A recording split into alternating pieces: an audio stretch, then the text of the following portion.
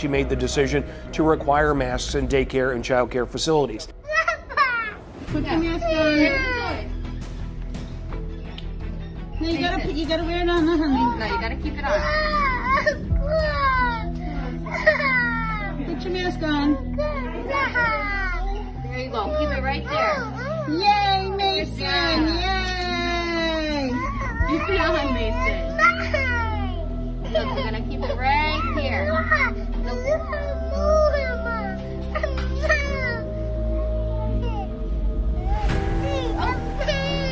Peekaboo, I see you. Keep your mask on. Put your mask back on. What are you looking at? Come, keep it on your face. You gotta keep it on your face so we go outside. There you go. Mason. Children rely on proper oxygen content for their brain development.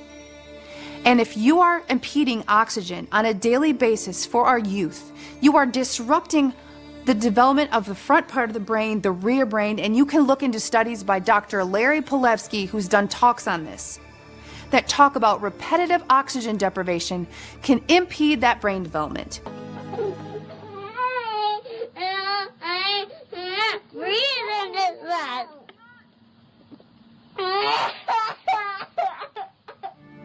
One of the things about schools that I think puts it in perspective is that more children have died from suicide than from COVID.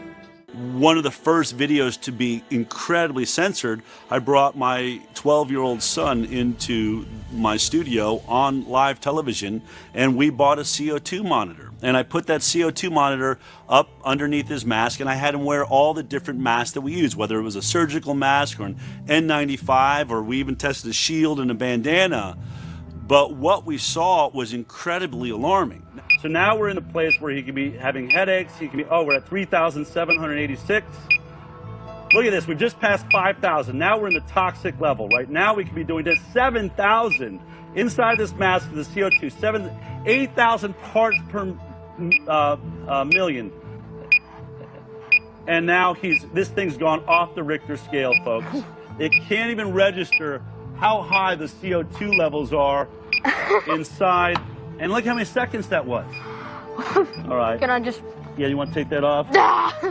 Now, CO2 is what OSHA monitors. That's our government agency that travels around making sure that the air people breathe in their offices or in their manufacturing plants is healthy. They all have CO2 monitors on the wall so that if the CO2 level gets too high, like a canary in the coal mine, luckily we have one of these monitors, we have people rush out of the room until they fix the problem.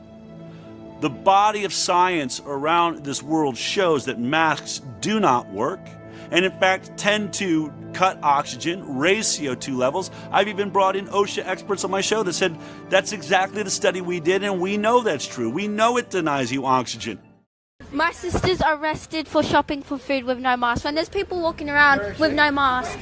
Look at this! Look at this! My brother on the floor for nothing!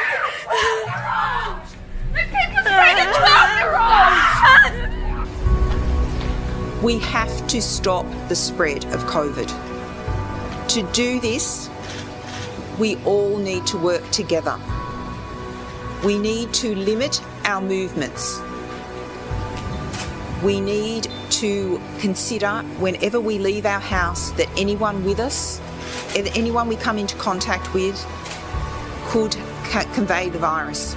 So, whilst it is in human nature to engage in conversation with others, to be friendly, unfortunately, this is not the time to do that. So even if you run into your next door neighbour in the shopping centre, in the Coles, whilst you're at Coles or Woolworths or Aldi or any other grocery shop, don't start up a conversation.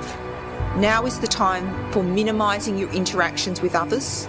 Even if you've got a mask, do not think that affords total protection. We want to be absolutely sure that as we go about our daily lives, we do not come into contact with anyone else that would pose a risk.